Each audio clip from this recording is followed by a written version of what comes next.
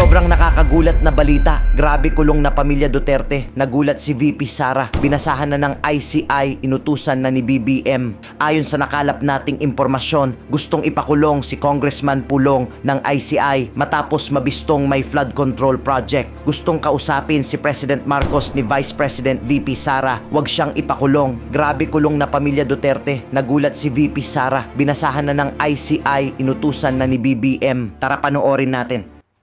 Sunod na tanong mula kay Gilbert Perdes, DWIZ. Good morning po, Yusek. Tinanggihan po ni Congressman Pulong Duterte yung imbitasyon po ng Independent Commission for Infrastructure ukol po sa investigasyon doon po sa flood control project sa Davao. Sa halip po ay inirekomenda ni Duterte na imbestigahan po ng ICI si Pangulong Marcos at ang unang pamilya po. Ano pong reaksyon ng palasyo po dito? May kasabihan tayo, buntot niya, hila niya. It means you are responsible for the consequences of your own acts. Marami na pong mga mabatas na gumalang sa pagpapatawag ng ICI. Nagbigay ng kanilang mga response, ng kanilang mga nalalaman. At kung walang itinatago, di dapat magtago. Sunod na tanong mula kay Eden Santos, Net25. Good morning po, Yusek. Yusek, meron na po bang tugon ang kampo ni Vice President Sara Duterte dun po sa pahayag ng Pangulo na bukas siya sa dialogo sa Vice Presidente para sa pagkakaroon ng pagkakaisa sa bansa? Since ang Pangulo po ang nag-offer nito para maipakita yung kanyang sinseridad, yung kanyang pagiging seryoso, wala po ba siyang unang hakbang para mangyari po yung dialogo na ito? Pwedeng i-correct po natin. Wala po tayong sinabing nag-initiate. Ang Pangulo po, even before, ito po ay napag-usapan na sa isang podcast. Natatandaan niyo po ba yon nung tinanong ito ni Katoning? Ang Pangulo ay open sa lahat ng gustong makipagdialogo. Kahit sino na may concern at maaaring mapag-usapan, hindi lamang ang Vice Presidente, sa lahat. Open ang Pangulo sa anumang discussion para po, for the unity's sake. Yun po yung ibig sabihin natin. So, kung meron po pagpapahatid na mensahe ang Vice Presidente, siguro po si spokesperson na lamang po niya ito dapat na itanong. Another topic lang po, reaksyon ng palasyo doon sa sinasabing parang credit grabber po ang Pangulo, doon po sa bukha na bridge na inopen po na sinasabi po niyang naaprubahan ng mga 2022 at 2018 pa daw po yon under the previous administration. Sino po ang bumabatikos? Sino po ang nagsabing credit grabber? Parang wala po tayong nadinig na ganun. Wala akong konteksto.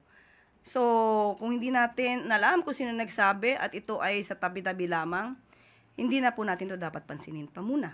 Dahil alam naman po natin, sa ngayon po, ang sinabi po na Bukana Bridge ay natapos po sa panahon ni Pangulong Marcos Jr. Sunod na tanong mula kay Ann Soberano, Bombo Radyo. Yusek, good morning. Reaction lang po ni Presidente. Kasi kahapon po si Majority Leader Sandro Marcos humarap po sa ICI.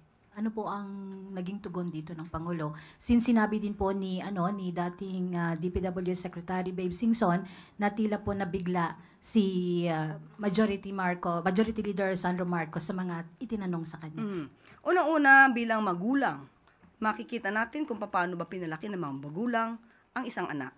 Disente, hindi takot, matapang na humarap sa investigasyon. Hindi nagtago, nagboluntaryo pa. Kinilala ang ICI. Hindi tulad ng iba. So, doon pa lang po, bilang magulang, ay proud sila sa kanilang anak. At nagulat, siguro, hindi natin alam, hindi po ako privy sa naganap na hearing. So, hindi natin alam kung ano ang kinagulat. Nagulat ba siya sa bagong facts? Nagulat ba siya sa bagong data na malamang ay hindi niya alam? So, I cannot speculate on that. Ma'am, how does the palace respond to observations na yung mga officials close to the president or at least in the executive branch, nag-resign lang po sila kapag naibabalita na or naisisiwalat na yung alleged involvement nila dito sa mga anomalies in government? Take for example, Jojo Cadiz na yung 19-year-old son apparently is the head of a construction firm na nanalo ng millions of pesos in government projects. Hindi ba dapat ikatuwa ng tao, ng taong bayan? Kung meron mang mga tao na kaalyado ng Pangulo at kapag ka na-involved, kahit wala pang desisyon o wala pa man judgment, ay umaalis? Hindi po ba mas magandang tignan yon? Mas maganda po yon dahil ibig sabihin hindi nagtotolerate ang Pangulo kung mayroon mang mga taong maaaring nasasangkot, although wala pang judgment.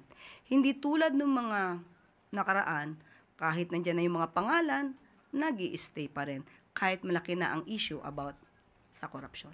Good morning, Yusek. Yusek, what was the reaction of the President when he learned about the resignation of Secretary Babe Singson from ICI? Napag-alaman naman din po na dahil sa kanyang concern sa kalusugan, ay nagpasabi na po siya na sa kanyang pagbibitiw at dahil nga po magaling po ang si Secretary Babe Singson, pinakiusapan po sa pamamagitan po ni Sec Vince na kung maaari pa ay manatili pa siya. At dahil nga muli may concern po si Secretary Babes, iginagalang po yan ng ating Pangulo at nagpapasalamat po tayo sa napakagaling pong serbisyo po ni Babe Singson. I think, ma'am, one of his concerns ay yung funding for the ICI kasi ang na-mention niya, yung 41 million pesos na supposedly funds for ICI, sa dyaryo lang siya pero hindi talaga nakarating sa kanila. Was there a lack of government support sa ICI? Ano po ang nangyari sa funding na ito? Ayon po sa DBM, yung SARO po ay as early as September ay nandyan na po. Ang natatangi lamang po siguro nagkaroon ng konting delay ay yung pag-implement po or pagsasagawa po ng MDC at yung modified disbursement system. At ngayon po ay maitatanong po natin, yung pondo po ay nasa kanila na. Ma'am, ang kagabi, nagsalita rin po si Mayor Magalong. Sabi niya, nung time niya, nagpalawal din siya ng 30,000 pesos from his own pocket. Hindi na rin daw naibalik yun. And he also mentioned na he heard that one of the members of ICI is also planning to resign to follow the footsteps of Secretary Singson. Meron po ba kayong nakuhang information about this and how will this affect the operation and integrity of ICI? Patungkol po sa sinabi niya na mayroon pang kulang sa kanya, ipinakiusap na po natin since nandiyan na po yung pondo, kung ano po yung pagkukulang sa may mga dapat na bayaran na po agad. At hindi po naman nagkulang ang Pangulo dahil lahat po ng kailangan ng ICI, lahat na maibibigay na tulong po na manggagaling po sa Pangulo, iyan po ay ibinibigay. At patungkol po kung sino pa yung magre-resign, siguro mas maganda po siya na po ay yung tanungin. Siya naman po nagbigay ng information. Sorry ma'am, last na lang. Yun po sinasabi ninyo na funds na hawak na ng ICI, buong 41M po. Opo, nasa kanila po. Okay, May thank you. follow-up question po si Ivan Mayrina. May 7. Yusek, good morning. Mismong si Secretary Singson po ang nagsabi na kulang sa ngipin, kulang sa kapangyarihan ng ICI at sa ngayon may mga pending measures in Congress na layong lumikha ng mas pinalakas at mas may kapangyarihang ICI, although ibang it goes in a different name. Ano ho ang tugon ng Pangulo sa mga panawagang i-certify niya as urgent itong mga panukalang ito? Sa pag-aalam natin ay tapos na po yata. At sa Senado ay third reading na po yata.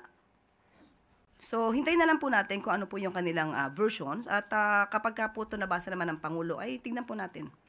Pero does the President support the idea na kailangan natin ng mas malakas, mas makapangyarihang entity that will investigate corruption in infrastructure projects? Ang lahat naman po ng institusyon na mayroon pong power to investigate, lahat po dapat ay malakas. Meron po silang kapangyarihan. Pero ito po kasing isinagawa na ICI, Independent Commission, ito po ay batay lang po sa EO 94 at alam po natin ang purpose nito ay to maging fact-finding commission. Hindi po para magbigay ng penalty sa hindi a-attend. At ito po ay tulong lamang makapag-concentrate para maimbestigahan, makapag-gather ng documents, facts, data, para po matulungan yung ombudsman o yung DOJ. So, yun po talaga ang pinaka-purpose ng ICI. Ma'am, kanina po sa panayam sa isa sa aming programa, sinabi ni Ombudsman Remulla na ang direksyon po ay bubuwagin na rin ang ICI at ang Ombudsman na ang magte-take charge. Do you have any information to that effect? Sa ngayon, hindi po ako makakasagot patungkol po dyan at hindi pa po rin namin pag-uusapan patungkol po dyan. But since nga po, nandyan naman din po ang Ombudsman at napaka-active din po nila patungkol po sa usapin ng mga anomalyang flood control projects, maaari pong maging ganun. Pero as of now, wala pa po tayong pinakadetalye o anumang update patungkol dyan. Yusek, tulad po na nabanggit nyo sa opening natin kanina, pinapakita po ng Pangulo ang kanyang pagpapahalaga at matatag na suporta sa kasundaluhan. Nagkakasunod-sunod po yung bisita niya sa mga kampo, ang anunsyo niya ng dagdag na base pay, subsistence allowance. Ang tanong po does the President feel the need to show this support to the military at this time? Hanggat may oras po ang Pangulo, hindi po ito dapat kino-question. Ang pagbisita sa ating mga kasundaluhan, sa mga uniformed personnel, ay nararapat lamang po bilang Commander-in-Chief. So wala po itong kinalaman kung merong mang issue ngayon, obligasyon po ng Pangulo na bisitahin sila. At ito po ay nagkataon lang na bukod po sa pagbisita yung mga anunsyo ng dagdag na benepisyo sa mga sundalo, nagkataon lang na ito po ay nangyayari sa panahong may mga panawagan for the military to withdraw support from the administration. Kung nararapat po silang bigyan na mas magandang ayuda, pagtulong, kailangan lang naman din po nating bigay dahil ang kanilang sakripisyo po sa bayan, buhay po ang nakataya sa kanila. Sunod na Thank you. tanong mula kay Katrina Domingo, ABS-CBN. Ma'am, on a related topic, still on the military, the Kilusang Mayo Uno is criticizing the timing and the intention of the Marcos Jr. administration in increasing the base pay of all military and uniformed personnel. In their own words, they said na kakaibang timing nga naman itaas bigla ang sweldo ng mga pasistang tropa ng Estado kung kailangan nasusukol ka na sa galit ng taong bayan sa sindikatong korupsyon. How does the palace explain to the public kung bakit po nag-implement ng base pay hike when talks of a possible military reset or ouster are rife in public? Ang pagkilala po sa mga kasundaluhan natin, hindi po ito nababatay kung ano po ang nangyayaring ingay ngayon. Mga political noise. Karapatan po nila at dapat lamang pong kilalanin ang kanilang pagiging bayani ng ating bayan.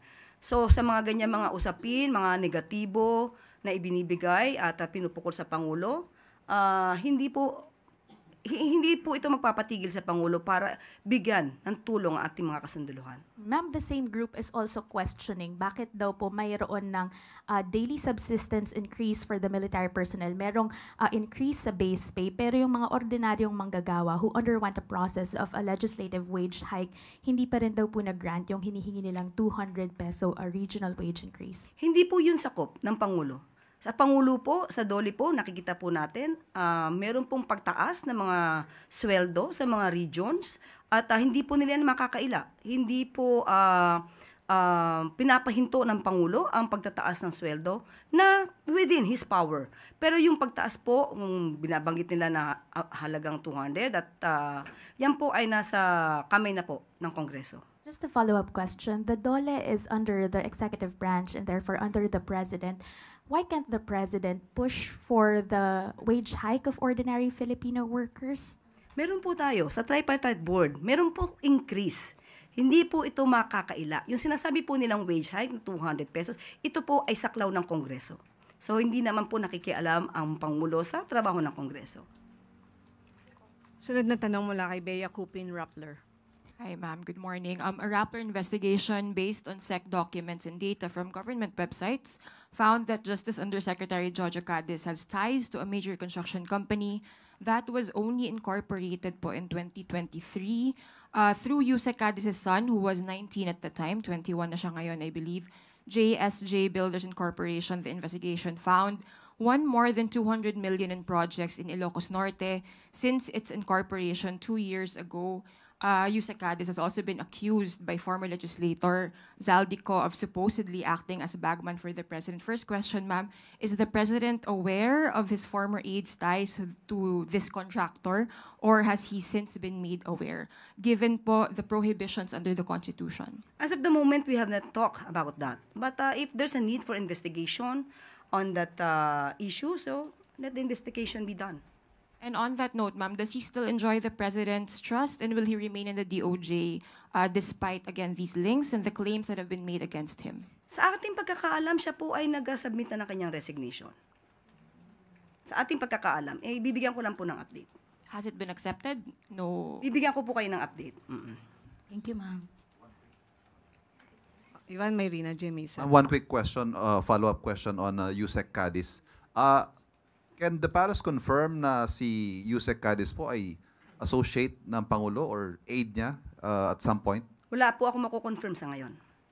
Thank you. Isang tanong mula kay Eugene Fernandez, IBC. Yusek, with the recent report of PSA regarding the inflation, it went down to 1.5 from 1.7 last month. Are we does the palace satisfied with this decrease with regards to the inflation rate po? Maganda ang ipinapakita na pagbaba ng inflation rate. Dahil nga sabi natin, hindi maiiwasan because of the political noise na talaga naman maaapektuhan ang ating ekonomiya. At kapag ka naman po ito'y natapos na at naipakita naman ng Pangulo kung ano ang reason kung bakit kailangan magkaroon ng pag-iimbestiga at tingin natin mas lalong magtitiwala ang taong bayan sa Pangulo.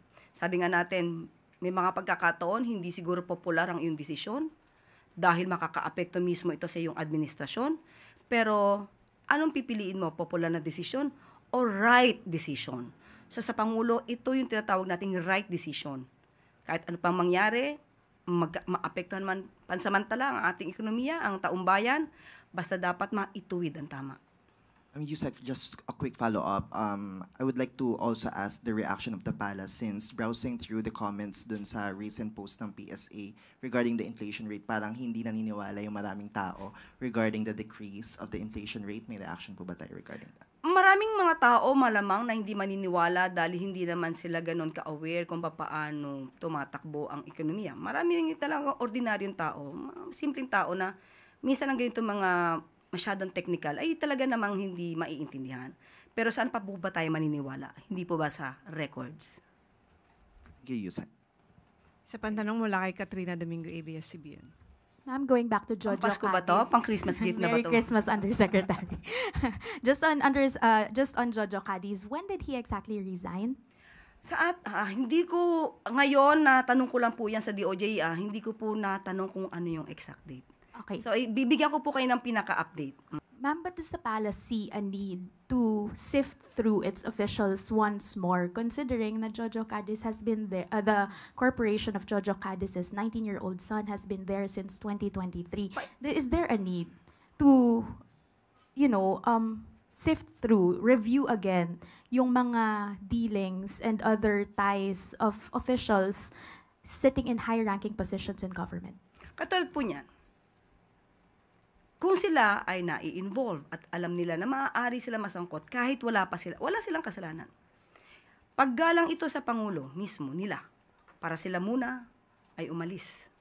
Sila ay mag-resign. Paggalang ito sa taong bayan, paggalang ito sa Pangulo.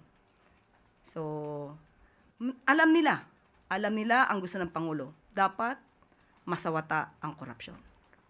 Sunod na tanong mula kay Ivy Reyes, Bilyonaryo. Hi, good morning, Yusek. There's a complaint filed before the Ombudsman against Secretary Ted Herbosa over his alleged close ties with a pharmaceutical company, and the complaint concerns possible backdoor influence that no other bidder can enjoy, except for that one pharma. Has this reached the President, and considering that this is just one of the 3 other complaints filed against SecTed, does he still enjoy the President's trust? Ngayon po, mai-assume natin na he still enjoys the trust of the President. Tingnan po natin kung ito po'y na-receive na po ng Ombudsman at hayaan po natin ang Ombudsman na mag-imbestiga po dito.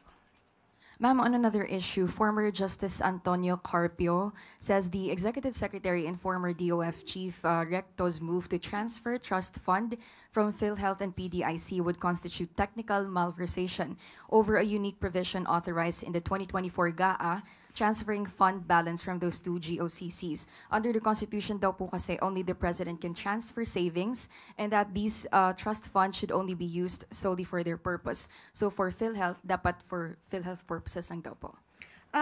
Nabanggit naman din po ni Justice Carpio ang patungkol sa provision na ito mula sa GAA 2024. At yun lamang po ay sinunod ng DOF at to sweep the idle funds from the GOCCs. Ito naman po ay bago po ito naganap. Inaprubahan po ito ng OSG, Office of the Government Corporate Council, Governance Commission for GOCCs, COA, pati po ang PhilHealth Board. So, sumunod lamang po ang DOF sa pinag-uutos ng, na naaayon po in line with the GAA 2024. Ma'am, just to follow up, ang sabi po ni Justice Carpio, it's undue delegation of authority. As a lawyer yourself, what do you think po? Muli, sumusunod lamang po sa batas. Kung meron man ang constitutional dito, tingnan po natin kung yung provision mismo sa GAA 2024 ay magiging issue. Sunod na tanong mula kay Alvin Baltasar, Radyo Pilipinas. Yusek, good afternoon po. Good morning. Yusek, may inaasahan po bang service recognition incentive ang mga empleyado ng gobyerno? And kailan po ito maibibigay? Ba't nakangiti si Alvin? Direktor na pa rin. Hintayin po natin yung EO. Para lang po sa kapanatagan ng mga government workers. Siguradong maibibigay po ba? Bago po ilabas yung EO? Basta may good news. Hintayin po natin yung EO. Maraming salamat po, Yusek. Thank you po. Alam na po.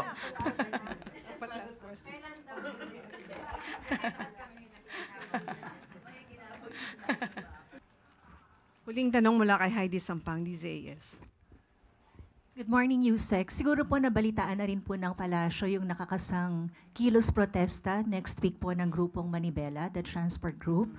So, meron po bang plano ang Pangulo na ipasilip po or silipin po niya yung mga concerns po ng transport group na ito like abuse daw po sa LTO, sa mga delay po ng release ng jeepney registration papers po nila? Opo, ipinag-utos naman po sa pamunuan po ng DOTR. Tignan po mabuti kung ano po ang hinaing ng grupo ng Manibela.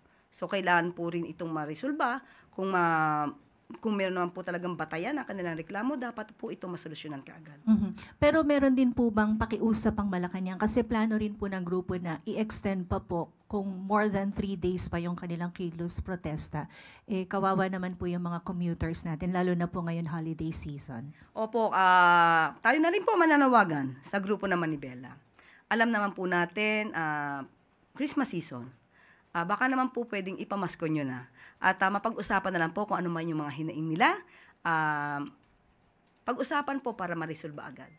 Thank you, Yusek. Thank you, thank you. Balik sa iyo, Yusek. Salamat. 20 araw bago magpasko, Merry ang kapaskuhan ng ating siyam na mga kababayan na makakauwi na sa bansa matapos na mabihag ng rebel group ng Houthi sa Yemen. Ayon kay Pangulong Ferdinand R. Marcos Jr., excited na ang pamahalaan na salubungin sa Pilipinas kasama ng kanilang mga mahal sa buhay ang siyam na marino na nailigtas mula sa lumubog na MV Eternity Sea sa Red Sea noong Hulyo. Lula ng MV Eternity Sea ang mga marino noong sila ay mabihag ng Houthi rebel group sa Yemen habang naglalayag sa Red Sea. Sa ngayon, sila po ay pauwi na sa Pilipinas. Dumating sila sa Oman mula sa Yemen noong Miyerkules at sinalubong ng mga tauhan ng Philippine Embassy sa Muscat at ng Department of Migrant Workers. Lubos ang pasasalamat ni Pangulong Marcos Jr. sa Department of Foreign Affairs sa pangunguna ni Secretary Maria Teresa Lazaro, sa DMW sa pangunguna ni Secretary Hans Kakdak at sa Philippine Embassy sa Oman upang masiguro ang kaligtasan ng mga marino. nagpaabot din ng pasasalamat si Pangulong Marcos Jr. sa Oman government, lalong-lalo na kay Oman Sultanate, Sultan Haitham bin Tariq, sa kanilang walang tigil na tulong sa Pilipinas upang pasigurong ligtas ang mga marinong Pinoy. Samantala, nagpaabot naman ng pakikiramay si Pangulong Marcos Jr. sa mga mahal sa buhay ni Nel Roy Fanner na nasawi noong na inatake ang MV Eternity Sea. Para kay Pangulong Marcos Jr., palaging una ang seguridad at kapanganan ng mga bagong bayani, sa laot man o san mang panig na mundo. Bilang pagpapahalaga sa ating kasundaluhan, patuloy na ipinamamalas ni Pangulong Ferdinand R. Marcos Jr. ang mas matatag na suporta sa mga sundalo sa Mindanao. Personal na binisita ni Pangulong Marcos Jr. ang Eastern Mindanao Command o East MINCOM sa Davao City kahapon upang ipahayag ang mga programa ng pamahalaan na nag-aangat sa pamumuhay ng mga kasundaluhan. Bilang Commander-in-Chief ng Sandatahang Lakas, ipinahayag ng Pangulo ang pagtaas ng base pay simula sa susunod na taon, mas mataas na subsistence allowance at patuloy na pagbibigay ng kagamitan at training upang mapalakas ang kanilang kakayahan at serbisyo. Pinuri rin ni Pangulong Marcos Jr. ang mga sundalo sa pagpapanatili ng kapayapaan at seguridad sa rehiyon, lalo na sa mga lugar kung saan may natitirang banta. Ang kanyang pagbisita, iniulat ng mga opisyal ng ISMINCOM sa Pangulo ang peace and order situation, estado ng internal at external security at ang pag-usad ng kanilang operasyon laban sa natitirang bansa or rather banta sa rehiyon. Natalakay din ang operasyon laban sa insurgency, maritime patrols at disaster response na nagpakita na nanatili ang matatag na haligi ng pambansang seguridad ang ISMINCOM. Patuloy ang pagpapasalamat ni Pangulong Marcos Jr. sa mga tropa ng Eastern Mindanao Command para sa kanilang kabayanihan. Hanga rin ng Pangulo sa kanilang angking tapang, kagitingan at dedikasyon sa serbisyo. Ang pagbisita ni Pangulong Marcos Jr. sa mga sundalo sa Mindanao ay patunay lamang na nananatiling prioridad ng administrasyon ang kapakanan, seguridad at magandang pamumuhay ng ating kasundaluhan. Sinisiguro ng Pangulo na hindi pababayaan ng pamahalaan ang sandatahang lakas ng Pilipinas. Bilang pagkilala rin po sa kabayanihan ng ating mga kasundaluhan, ipinag-utnos ni Pangulong Ferdinand R. Marcos Jr. ang muling pagbabalik serbisyo at ang spot promotion ni Captain Jerome Hakuba bilang isang major, matapos na mawala ng paningin alang-alang sa bayan. Nauna nang inilagay sa Complete Disability Discharge o CDD si Major Hakuba, na ngayon ay nare-assign sa adaptive duties na angkop sa 15 years sa kanyang paninilbihan sa Philippine Army. Sa likod ng pagkawala ng kanyang paningin, naniniwala ang Pangulo na malaki pa rin ang maiaambag ni Major Hakuba sa military lalo pa sa kanyang serbisyo at karanasan sa sandatahang lakas. Nais ipamalas ng Pangulo na kahit ang isang tao ay nagkaroon ng kapansanan, malaki pa rin ang maiaambag nila sa lipunan. Para sa mga magigiting na tulad nila, hindi hadlang ang naging kapansanan para makapagsilbi sa bayan. Minarapat din ni Pangulong Marcos Jr. bilang Commander-in-Chief na bumalangkas ng bagong polisiya para sa lahat ng mga sundalo na nasaktan at nasugatan dahil sa sakripisyo para ipagtanggol ang Pilipinas. Ayon kay Pangulong Marcos Jr., nararapat lang na ipagpatuloy ng pamahalaan ang pagkilala sa katapangan at sakripisyo ng mga kasundaluhan. Sa kanyang administrasyon, sinisiguro ni Pangulong Marcos Jr. na mabibigyan ng pagkilala ang sakripisyo at buhay na ibinuwis ng mga kasundaluhan, mapanatili lamang ang kaayusan at kapayapaan sa bansa. At bago tayo magtapos, Bukana Bridge sa Davao, 100% complete na at pinaplanong buksan sa publiko ngayong buwan ayon kay Pangulong Marcos Jr. Tumungo sa Davao kahapon si Pangulong Ferdinand R. Marcos Jr. upang inspeksyonin ang Davao River Bukana Bridge Project. Ang nasabing tulay ay may kabuang haba na 1.34 kilometers na nagdurugtong sa Barangay 76A Bukana at Matina, Aplaya. May 4 na lanes din ito upang siguruhin ang mabilis at maayos na daloy ng trapiko. Ayon sa Pangulo, inaasahang magiging 20 to 25 minutes na lang ang nakasanayang 2 oras na biyahe sa tulong ng Bocana Bridge. Inaasahang magiging malaki ang tulong ng tulay upang mabawasan ang traffic congestion sa downtown Davao. Dahil tinatayang aabot sa higit 14,000 vehicles kada araw ang kaya nitong i-accommodate. Ayon kay Pangulong Marcos Jr., target buksan sa publiko ang Bocana Bridge sa December 15. Dagdag pa ng Pangulo, sakto ang magiging pagbubukas ng tulay sa nalalapit na Kapaskuhan, lalo pat inaasang magiging abala ang mga tao sa paghahanda para dito. Bukod sa Bocana Bridge, inulat din ni Pangulong Marcos Jr. na ongoing ang construction ng 45.5 km Davao Bypass construction project na inaasang matatapos sa 2027. Buo ang paniniwala ng Pangulo na malaki ang pakinabang ng mga Pilipino sa mga ganitong infrastructure projects, lalo na long-time or rather long-term benefits ang pag-uusapan. Sa ilalim ng isang bagong Pilipinas, sinisigurado na mas konektado ang mga lugar para sa mas mabilis ang daloy ng serbisyo, trabaho at kabuhayan, at mas mabilis din ang pag-unlad ng bawat mamamayan. At dito na po nagtatapos ang ating press briefing. Magandang araw para sa bagong Pilipinas. Ngayon ikaw, bilang Pilipino, ano ang masasabi mo at reaksyon sa balitang ito? Mag-iwan ka ng komento sa ibaba at atin pong babasahin isa-isa.